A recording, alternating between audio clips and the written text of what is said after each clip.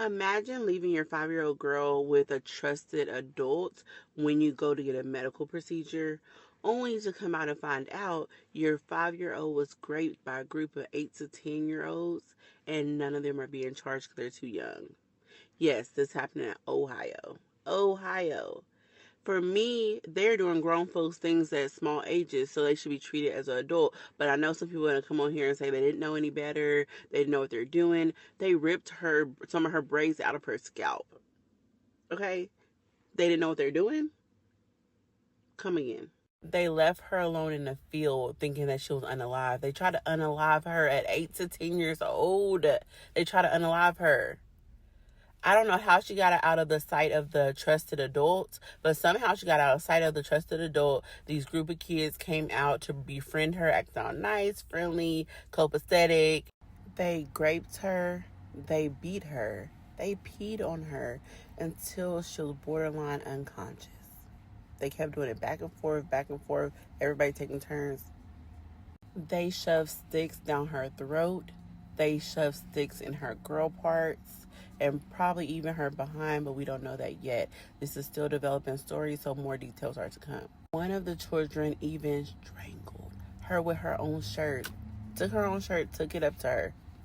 And these are children.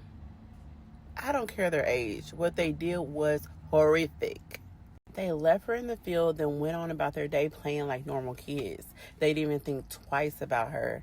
And then the trusted adults, who will not be named, said, hey, have you seen her? But they came back with their parents. I guess guilt has got to them or something. They came back with their parents to the door of the trusted adult and said, okay, we're ready to show you where we, left the 5-year-old girl. So they proceed to show her where the 5-year-old girl is. The trusted adult called the child's mother. Her name was Antavia. That's the mother's name. They called her and said, hey, this is what happened to your child. Imagine getting out of a medical procedure only to find that out. Then you come and you see your child filled with blood, debris, like dirt, grime, nose bleeding, eyes is bleeding. Imagine that sight. Okay. Imagine that sight for a second.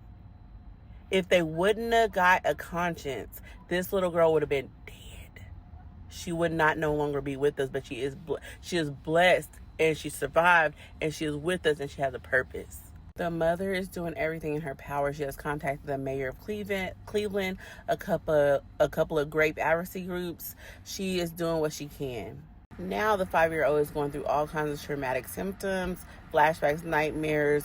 She's having SI thoughts about, ending her life. And she's just not happy, as who would be?